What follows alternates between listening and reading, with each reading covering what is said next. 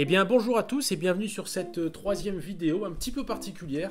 Je suis seul aujourd'hui, comme vous pouvez le voir. Du coup voilà, on a eu des petits soucis d'organisation, mais c'est pas grave. En fait à la base on devait du coup parler d'un livre que je vais vous présenter après qui s'appelle La France Big Brother de Laurent Oberton, un romancier et essayiste qui a fait plusieurs livres sur le même sujet, en tout cas qui touchent sensiblement le même sujet, à savoir le système français tel qu'on le connaît, tel qu'on le subit ou tel qu'on le vit pour certains. Et donc en fait on devait faire voilà, un podcast aujourd'hui sur ce livre, échanger sur ce qu'on pensait de ce qui était dit. Et par la suite, en fait, quelques jours après, j'aurais aimé faire une autre vidéo pour compléter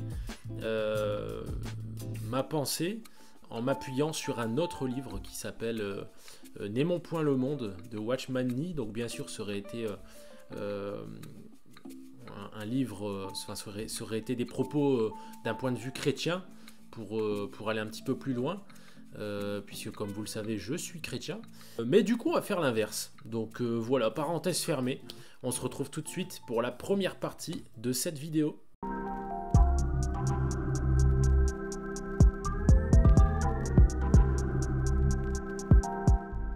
Donc nous voilà dans la première partie de cette vidéo. Dans un premier temps je vais vous présenter le livre que voici. Alors donc un livre de Watchman Nee qui s'intitule N'aimons point le monde, et donc en fait dedans il va parler du système mondial et du monde tel que la Bible le présente. Et donc en fait j'ai décidé de vous parler de ce livre parce qu'en fait dans La France Big Brother de Laurent Oberton, il parle également du système français, mais bon, par extension le système mondial, puisque le système français est sensiblement similaire à ce qui se passe dans le monde de manière générale, même si je sais qu'il y a des exceptions. Mais en tout cas dans ce livre-là, en tout cas de Laurent Oberton, je l'ai trouvé très vrai tout d'abord, mais également très fataliste. Il présente le système comme étant quelque chose auquel on ne peut échapper. Et bien sûr le système n'est pas quelque chose de bon pour l'être humain. Donc voilà, j'ai lu ça avec beaucoup d'intérêt, j'ai beaucoup apprécié analyser un peu ce qu'il disait, relire les phrases, stabiloter, etc. Mais il y a un moment donné où il se répétait, et il avançait énormément d'arguments qui étaient encore une fois somme toute vrais.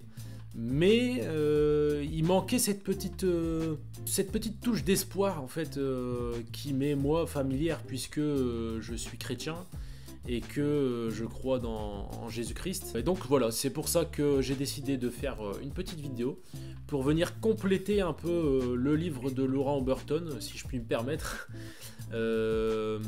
avec le support du coup du livre de Watchman Nee, N'aimons point le monde. Donc on va commencer simplement par définir ce que c'est le monde d'après la Bible.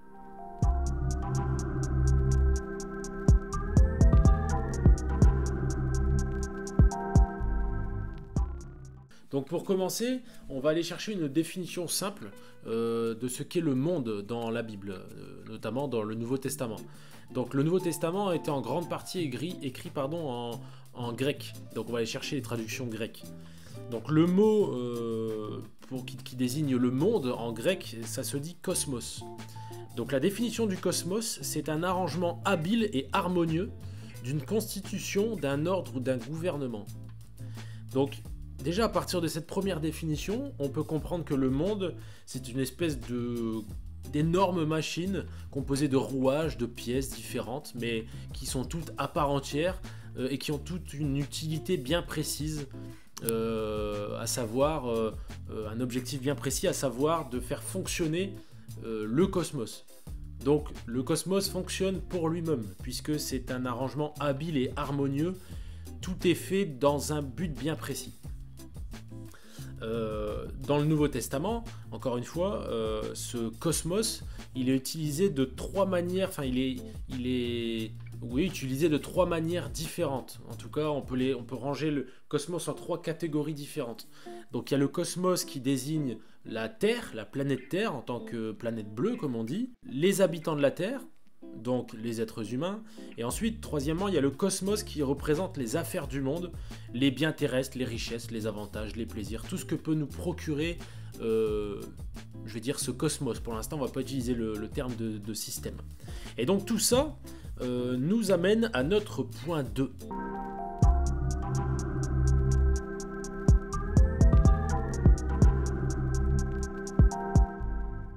Donc notre point 2, comme vous avez pu le voir, c'est le monde et Dieu d'après la Bible.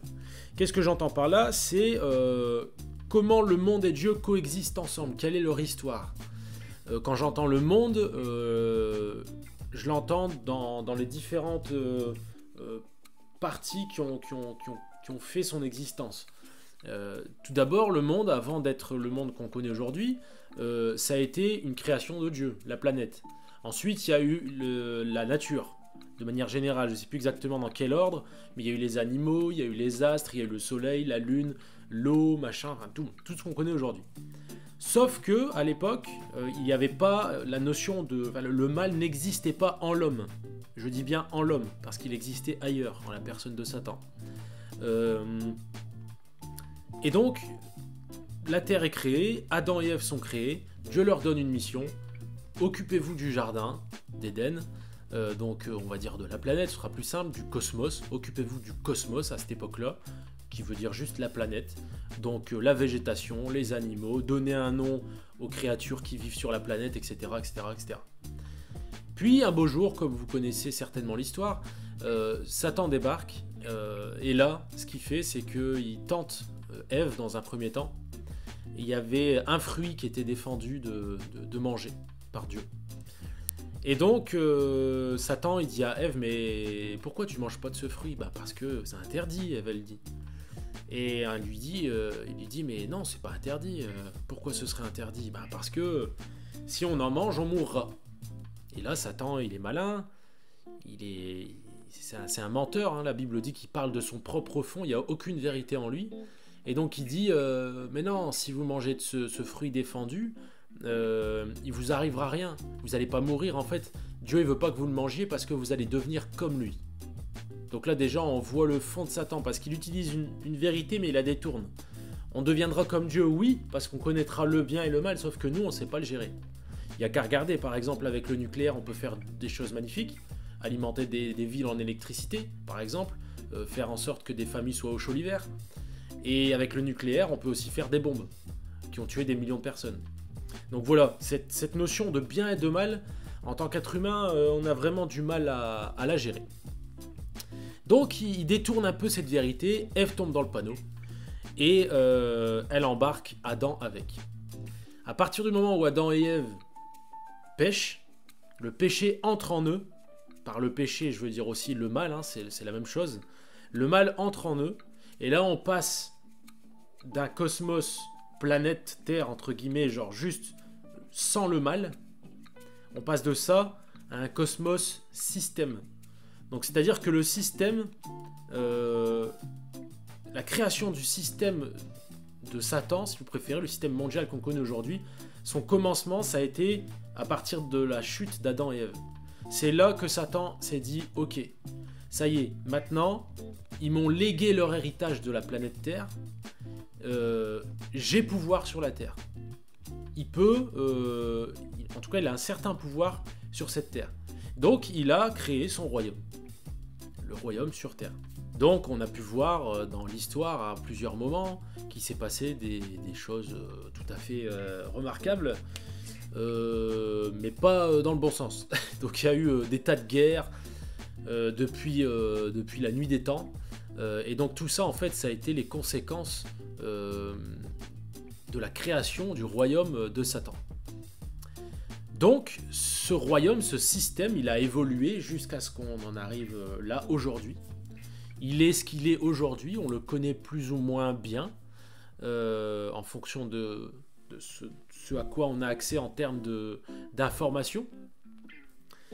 Et en termes aussi de renouvellement d'intelligence, j'allais dire, par le Saint-Esprit. Et donc on a une certaine connaissance en tant qu'être humain de par ce qu'on voit à la télé par exemple, ne serait-ce que les débats politiques, etc., tout ce qui se passe, les affaires qui éclatent, on voit qu'il y a de la corruption, du mensonge, etc. Donc ça démontre un peu le fond du système dans lequel on vit sur cette planète. Mais la Bible nous donne encore un peu plus de détails quant au fond et quant à la personne qui dirige ce système. Il faut savoir que bibliquement parlant, le monde et Dieu, du coup, donc là quand je dis le monde, c'est le cosmos, le système qu'on connaît aujourd'hui, ils sont ennemis. Ils sont pas rivaux, hein. Attention, il faut faire attention à ça, ils sont absolument pas rivaux. Dieu, s'il a envie, là maintenant, en un claquement de doigts, il pulvérise tout. Tout et tout le monde. D'ailleurs, il l'a déjà fait. Le déluge, par exemple, de Noé, ça partait vraiment trop en live. Les hommes, ils étaient dans le péché, mais le plus sale. Et on y arrive de plus en plus à ce truc-là, un peu comme Sodome et Gomorrhe. Il y avait des sodomites, il y avait de l'homosexualité, il y avait un tas de trucs. Aujourd'hui, on s'en approche. Heureusement que Dieu a fait la promesse de ne plus jamais détruire l'humanité par les eaux. Parce que je crois qu'on l'aurait vécu une deuxième fois. Enfin, ça c'est mon avis, je ne parle pas à la place de Dieu, attention. Je suis pas prophète ou quoi que ce soit. Donc, le monde et Dieu sont ennemis. Ennemis pourquoi? Parce que le système tel qu'on le connaît aujourd'hui est dirigé par Satan. Satan est l'ennemi de Dieu, donc Dieu ne peut pas être ami de ce système, ne peut pas aller dans le sens de ce système. Et l'entièreté de ce système va contre Dieu. C'est-à-dire que via des canaux tous différents, hein, qui paraissent pour la plupart corrects, il n'y a pas de mal, tout va bien. Et en fait, au travers de ces canaux-là, Satan va distiller tout doucement son petit poison dans le cerveau des êtres humains, et ce, dès l'enfance. Et donc, on va se retrouver avec des idées saugrenues qui vont être implantées dans la tête des enfants, qui vont devenir par la suite des adultes, et qui vont eux-mêmes, par ce qu'ils font en acte, montrer aux autres enfants comment ça se passe la vie. Mais tout ça, c'est comment se passe la vie du point de vue de ce système, qui est diabolique en fait. Et donc les canaux utilisés vont être par exemple l'art, de manière générale, le cinéma, la musique, la danse, les jeux vidéo, les séries, les livres, tout ça qui sont à la base des choses pas mauvaises en elles-mêmes, mais qui sont des canaux de communication pour pouvoir marteler petit à petit des idées bien précises. Donc ça va être l'homosexualité, ça va être l'immoralité sexuelle, ça va être la drogue, ça va être la violence, toutes ces choses-là. Il y a encore d'autres choses, je pourrais en énumérer encore plus, mais vous avez compris l'idée. Donc ce monde, en fait, il est absolument pas neutre et il est même anti-Christ. C'est-à-dire que Satan, il ne supporte pas le nom même de Christ parce que Christ a donné sa vie. On refera peut-être une vidéo si ça vous intéresse sur le sujet, mais pour faire court, il a donné sa vie, il est mort et ressuscité, il a payé le prix que chaque homme devait payer pour son péché, donc c'est-à-dire la mort. Il a payé ce prix-là, il est ressuscité, et maintenant, quand on croit en Christ, Dieu voit Christ en nous. Donc en fait, il se dit, ok, ils croient en Christ, le Christ a payé leurs dettes, je peux les accepter. La communion, elle est rétablie entre nous, et je peux les accepter. Quand ils partiront dans la mort, je les accepterai, je les accueillerai au paradis, en gros. Et donc, ce monde est gouverné par Satan et ses sbires. La Bible dit en Éphésiens 6:12 que les princes de l'air, de la puissance de l'air, sur cette terre, ce sont Satan et ses démons. Donc c'est assez clair, il contrôle tout. Rien de ce qui est dans ce monde n'est pour Dieu. Bien au contraire, il est contre Dieu. Donc par conséquent, le monde ne peut pas être neutre sur les questions religieuses, surtout sur les questions du Christ. Et donc on peut même dire que, au-delà du fait que le monde n'a pas reconnu le Christ quand il est venu, donc ne l'a pas reconnu en tant que fils de Dieu, et il a même haï, en plus de ne pas le reconnaître, il a haï, puisqu'il l'a crucifié. et il a même torturé avant de le crucifier. Donc pour terminer ce point 2, tout simplement, rien n'est neutre dans ce système. Et je vais vous lire un petit passage, je vais en lire plusieurs au cours de la vidéo, pour étayer un peu mon propos. Donc là c'est un passage qui dit donc derrière tout ce qui est tangible dans ce système, nous rencontrons quelque chose d'impalpable. Nous sommes face à un système organisé. Il est parfaitement ordonné et son fonctionnement est harmonieux. Tout ça nous amène à notre point 3.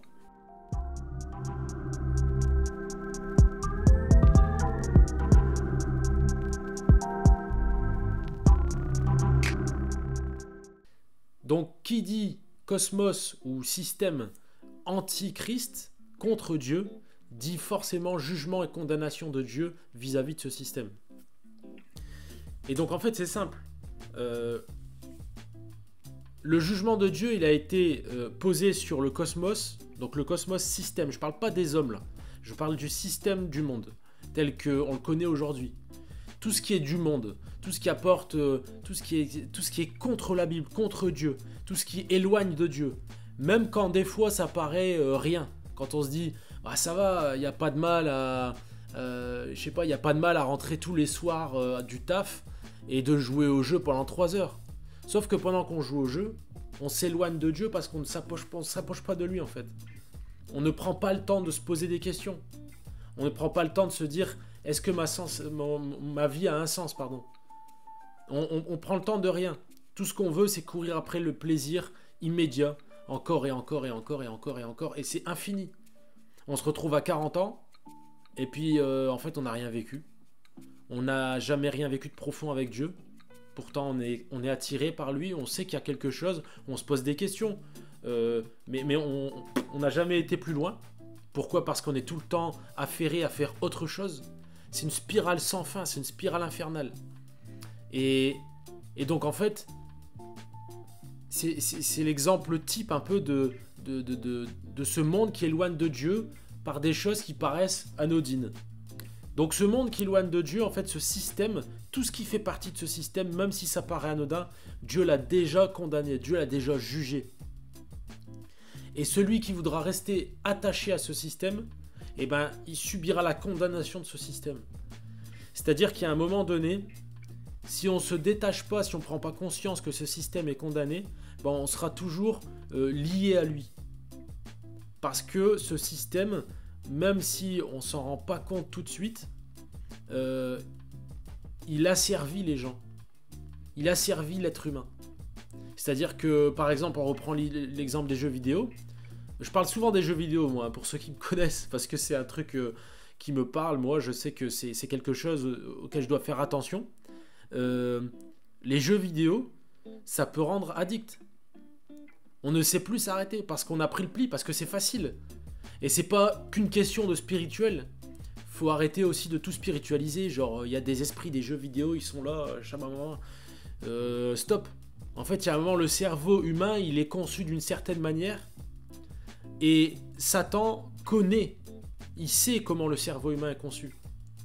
Et par exemple, il y a des études qui ont été faites, des études scientifiques, qui démontrent que le cerveau humain sera toujours plus adepte d'une récompense sans effort qu'une récompense qu'on doit aller chercher en faisant des efforts. Donc si on habitue notre cerveau à jouer aux jeux vidéo, et à cause des images, des couleurs, des émotions qu'on peut avoir, ça va produire, je pense que c'est la dopamine si je ne me trompe pas, mais ça va produire l'hormone du plaisir. Le cerveau va se dire, purée, c'est trop bien ce truc. En fait, c'est un minimum d'effort pour un max de plaisir, un max de récompense. Ton cerveau, il est calibré comme ça dès la jeunesse. Et ça, c'est ce système qui fait ça. Alors, il y en a qui vont dire, bah non, pas moi je joue pas aux jeux. Mais il y en a, ça va être les jeux. Il y en a, ça va être la sexualité, être couché à droite à gauche. Il y en a, ça va être la drogue.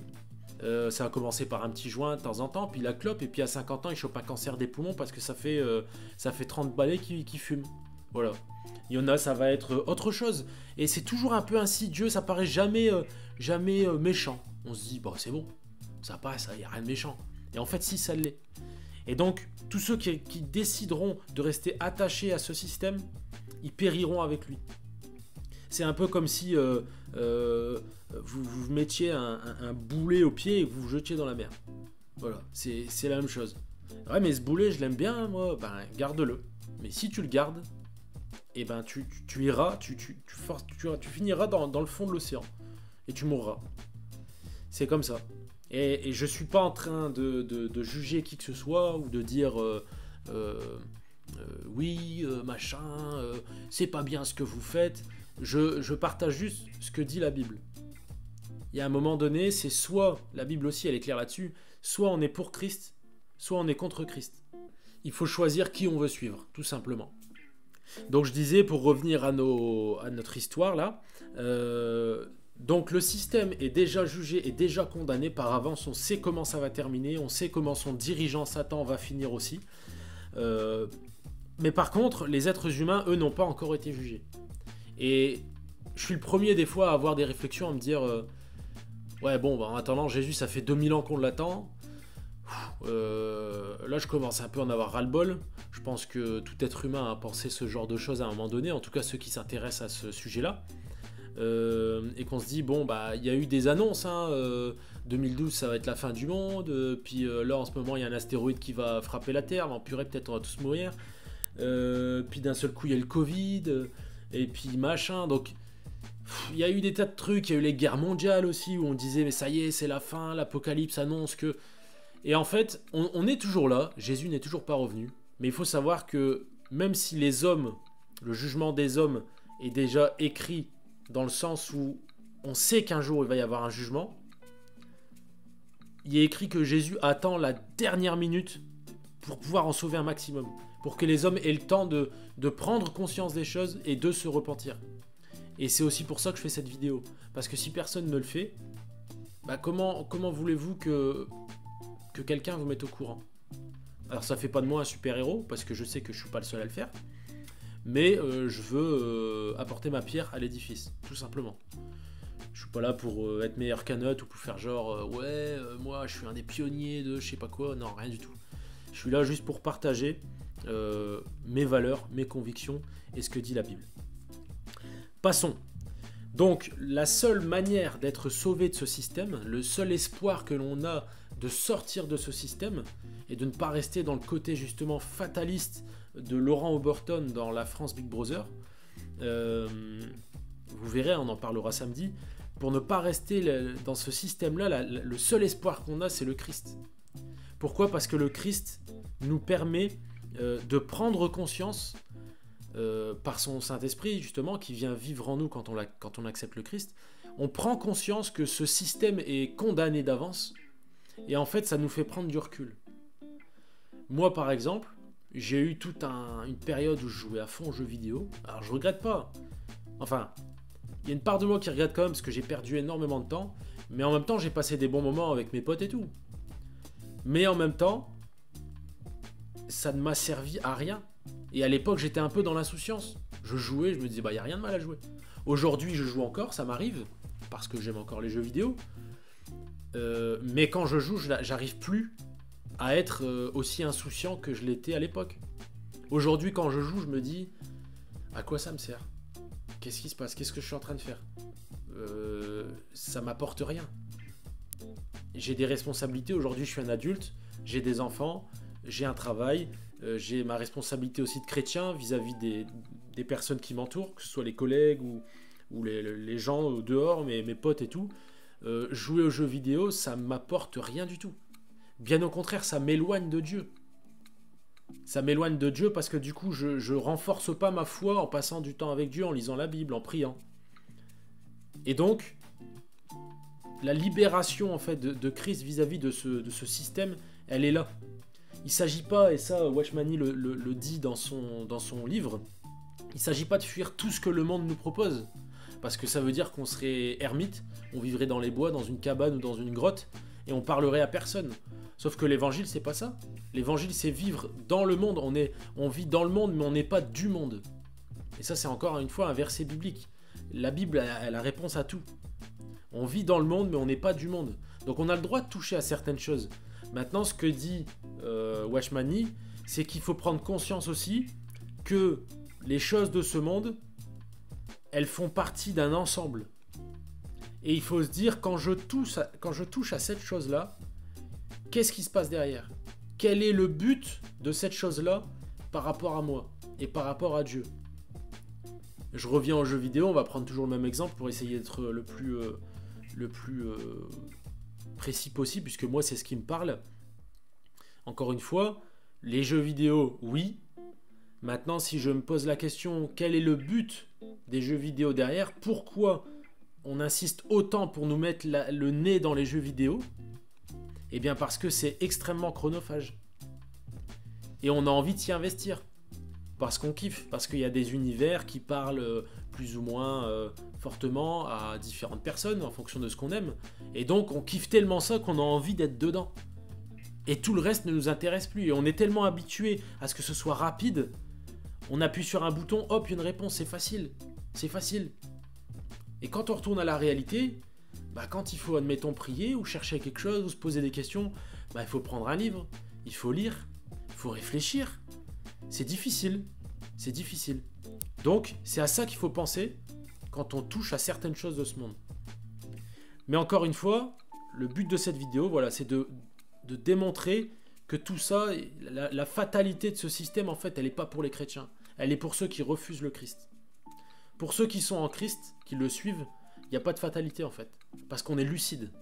Jésus nous donne la lucidité sur tout ce que compose ce système. Après, libre à chacun de faire ou de ne pas faire telle ou telle chose. Ça, c'est en fonction aussi déjà de ce que dit la Bible et de sa propre conscience. Il n'est pas question de commencer à juger un tel ou un tel parce qu'il fait telle chose ou telle chose.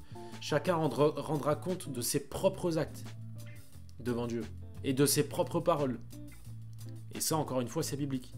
On va clôturer ce point 3 par, encore une fois, un petit passage de la page 10 du livre. Hop, pour étayer le propos. Et donc, en fait, là, c'est un passage qui vient justement mettre l'espoir par rapport au fait que ce système-là, il est partout, omniprésent, et que ça peut faire un peu flipper. On a l'impression de ne pas pouvoir y échapper. Donc ce passage dit « Grâce à la croix, grâce à l'obéissance jusqu'à la mort de celui qui est la semence divine, le joug de la contrainte et de la peur qui est sur le monde sera brisé par la chute de son orgueilleux dirigeant. » Donc Satan. « Et celui qui reviendra à la vie instaurera à la place un nouveau règne de justice. Les hommes se joindront à lui par une libre allégeance. » Il n'y a pas question de servitude, c'est une libre allégeance. « Leur cœur sera délié d'un monde condamné et attiré par des cordages d'amour à Jésus, Fils de l'homme, qui par le fait même qu'il a été élevé sur la croix, a pu être élevé au rang de souverain. » Et tout ça nous amène à notre point 4.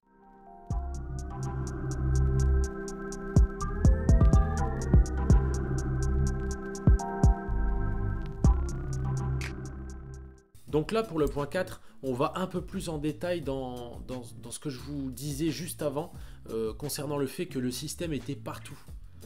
Il est partout, et son but est de nous attirer à lui de n'importe quelle manière. De la manière qui nous attirera le plus, en fait. Parce que chacun est attiré par des choses différentes. Et donc, en fait, on peut voir que dès l'enfance, ce système essaye de mettre la main sur notre intellect, dans un premier temps, pour nous façonner. Pour façonner nos réactions, pour façonner nos pensées, pour façonner nos actions aussi. Et ça commence, par exemple, quand on est enfant, par les dessins animés. Les dessins animés qui prônent certaines choses. Aujourd'hui, on le voit de plus en plus avec le wokisme. Dans certains dessins animés où ils essayent de mettre dans la tête des enfants que, oui, en fait, on peut naître dans le mauvais corps. On peut choisir de changer de sexe. On peut choisir son orientation sexuelle parce qu'en fait, il n'y a rien de mal. Et tout ça, c'est anti-biblique. Tout ça, ça mène à la perdition, ça mène droit en enfer. Et c'est le jeu de Satan. Le jeu de Satan qui veut en emmener un maximum avec lui dans sa chute. Parce que Satan finira en enfer. On pourra y revenir aussi, je crois que j'en avais déjà parlé dans la première vidéo avec Victor, que je salue. Satan, l'enfer, c'est pas sa baraque. En aucun cas, dans la Bible, il est écrit que Satan, il est posé chez lui, un peu comme dans la mythologie grecque, avec, je crois que c'est Hadès. Les enfers, c'est sa maison, les démons, c'est ses potes, tac tac. C'est pas ça. L'enfer, Satan en a peur. Et l'enfer a été créé pour que Satan et ses démons y soient jetés et qu'ils y souffrent. L'enfer n'a pas été créé à la base pour les êtres humains. Et donc, via tous ces canaux dont on parlait tout à l'heure, le système, donc Satan veut mettre la main sur déjà les enfants, parce que c'est les enfants qui feront les prochaines générations, et qui vont former les générations d'après. Donc en fait, c'est un peu un effet domino. Et les rouages de système, ils ont jamais changé. C'est juste qu'aujourd'hui, on a accès à différentes technologies plus avancées. Mais on voit que ça n'a jamais changé parce que quand on étudie un petit peu l'histoire, moi je suis pas un expert de l'histoire, mais j'aime écouter régulièrement des podcasts ou des émissions, par exemple Au cœur de l'histoire de Stéphane Bern ou ce genre de choses. Et en fait, à chaque fois qu'on écoute un peu ce qui s'est passé dans l'histoire de l'humanité, on découvre qu'en fait c'est toujours la même chose qui revient. C'est toujours les mêmes stratégies. Et l'être humain tombe toujours dans le même panneau. Et ces rouages, en fait, on les connaît très bien. Donc il y a le divertissement, pour commencer. Aujourd'hui, il y a de plus en plus la déresponsabilisation individuelle. Donc c'est-à-dire que on peut faire ce qu'on veut, c'est jamais de notre faute. Donc, je suis alcoolique. Mais c'est pas de ma faute, c'est une maladie. Il y a personne qui t'a forcé à boire à la base. Je suis d'accord qu'il y a des circonstances qui ont fait que, et ça je suis prêt à l'entendre. Mais on t'a pas forcé la main pour boire. Je suis un drogué, c'est pas de ma faute. Personne t'a pris la main, hop, t'as mis une seringue dans la veine, et puis... Non, encore une fois, c'est une décision. Je suis addict à la pornographie. C'est pas de ma faute. Personne ne t'a forcé à prendre un téléphone et aller sur un site porno. Encore une fois, déresponsabilisation individuelle. C'est jamais de notre faute. C'est toujours la faute de quelqu'un d'autre. Et donc en fait, on voit que ça se répète d'année en année, de siècle en siècle. Et donc, comme je le disais, ces rouages sont toujours les mêmes et ont toujours été les mêmes. Et on peut voir dans l'histoire, par exemple, notamment dans l'Empire romain, à une certaine période, la stratégie politique était de donner du divertissement, de la nourriture, du vin au peuple, pour pouvoir les manipuler et pour pouvoir passer en discrétion certaines lois, pour pouvoir imposer plus intensément. Tout ça. Et donc en fait, le peuple, en étant diverti, en ayant à manger, à boire, ils font la fête tout le temps, tout va bien, ben ils voient rien. Ils voient rien, ils ne se posent pas de questions. Et pour la petite information, j'ai découvert ça hier, j'ai trouvé ça sympa. Il y a un poète satirique qui s'appelle Juvénal, du coup, de l'Empire romain. Et c'est de lui que vient la fameuse phrase « Donnez-leur du pain et des jeux ». Et en fait, c'est lui qui dénonçait ces choses-là. Entre autres, il y en a eu d'autres, je pense, mais lui a dénoncé ces choses-là. Parce qu'il constatait que via les jeux d'arène, les courses de chars, les gladiateurs, et aussi tout le reste, les maisons closes, les bains publics, le vin, la nourriture à profusion, en fait, tout ça, les gens, ils étaient dans un... Ça brassait toujours la même chose tous les jours, nuit et jour, tout le temps. Le jour se répétait, et ça pariait, et ça couchait, et ça mangeait, et ça buvait. Et en fait, pendant ce temps-là, tout va bien. Les élites font ce qu'ils veulent, et on ne se pose pas de questions. Bah, c'est exactement la même chose pour ce système. On va dire que les élites, c'est Satan et ses démons, et en nous balançant toutes sortes de choses, comme le divertissement, je le disais tout à l'heure, bah, en fait, ils nous endorment. Ils nous endorment, et puis nous, on est là. Voilà, c'est bien, purée. Et en fait, on est en train de passer à côté de notre vie. Passer à côté de notre vie, pourquoi ? Parce que c'est maintenant que ça se joue. En vrai, quand on y pense, c'est maintenant que ça se joue. Il faut pas se dire, je le ferai demain. Parce que demain, on sait pas ce qui peut nous arriver. Je l'ai déjà dit, je suis ambulancier de métier. Combien de gens on voit en tant qu'ambulancier, des gens malades, des gens à qui arrivent des trucs de fou d'un seul coup. Ils ont rien compris. D'un seul coup, on leur dit, bah, monsieur, vous avez un cancer. Dans 2 mois, vous mourrez. Terminé. Il n'y a pas d'âge. Il y a des gens, ils ont 38 ans, ils ont des cancers du sein, ça fait déjà 6 ans que ça dure. Donc je vous laisse calculer, ça fait à 32 ans, on annonce un cancer du sein. Puis finalement, ils font des chimios, des machins, puis ça leur donne une autre maladie. Et puis finalement, bah, ils se retrouvent à être en soins palliatifs sous peu, parce qu'en fait, ils vont bientôt mourir. Et ce qu'ils ont toujours voulu faire, mais qu'ils ont dit, oh, on fera demain, pour l'instant on s'amuse. Bah en fait, ils le feront jamais parce qu'ils vont mourir. Et ce sera trop tard. Alors je sais que cette vidéo elle est un peu particulière. Et je suis pas là encore une fois en tant que moralisateur. Mais je veux juste... moi ça m'a interpellé ce bouquin. Aussi bien celui de Laurent Burton que celui de Watchman Nee et Mon Point le Monde. Ou encore celui de, j'en ai pas parlé, de 1984 de George Orwell. Big Brother si vous préférez, Big Brother Watching You. C'est un peu plus connu sous ce nom là. C'est des livres qui m'ont énormément interpellé. Et quand j'y pense aujourd'hui, en fait, je me dis, mais qu'est-ce que je fous? Et même, qu'est-ce que j'ai foutu? J'ai 30 ans, qu'est-ce que j'ai fait? Qu'est-ce que j'ai fait de concret de ma vie? Bah, je sais pas.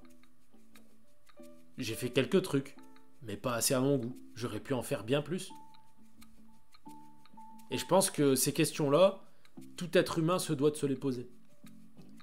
Et j'espère que toi qui regardes cette vidéo, eh ben, tu vas te la poser aussi. Parce que c'est le but de cette vidéo, justement. Donc, pour conclure, ce qu'on peut dire, c'est que, comme dirait Watchman Nee dans son livre, encore une fois, si on veut donner une vue synthétique de l'évolution du cosmos, encore une fois, il y a eu, dans un premier temps, un monde. Ensuite, il y a eu un système de Satan. Et ensuite, il y aura, au retour de Jésus, le royaume de Dieu qui viendra instaurer la paix dans lequel les chrétiens seront. Et ensuite, il y a autre chose qui s'appelle l'enfer, qui sera terrible. Voilà, là c'est un endroit où il y aura des pleurs et des grincements de dents, nous dit la Bible. Toute personne qui aura refusé d'accepter Christ comme étant son Seigneur et son Sauveur, comme étant le Fils de Dieu, mort pour les péchés de l'humanité, bien malheureusement il sera jeté en enfer parce qu'il sera resté attaché à Satan. Et donc il sera emmené dans sa chute. Et il sera trop tard, ce sera pour l'éternité. Voilà si on peut synthétiser le propos de cette vidéo. En tout cas, il faut bien garder en tête qu'il y a de l'espoir. Votre espoir, c'est Christ. Et si vous voulez rester attaché au monde, libre à vous. Libre même à moi, parce que je suis pas là pour dire vous. Il y a moi aussi.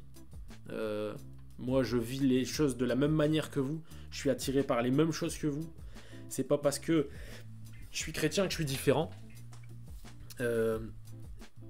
Bien sûr, j'ai le Saint-Esprit en moi, donc le Saint-Esprit me rend fort. Mais moi, en tant qu'être humain seul, j'ai rien de plus que vous. J'ai rien de moins que vous non plus. C'est un choix. C'est un choix personnel. C'est des questions qu'il faut se poser. Et encore une fois, il n'y a aucune once d'arrogance ni de jugement dans tout ce que je vous ai dit.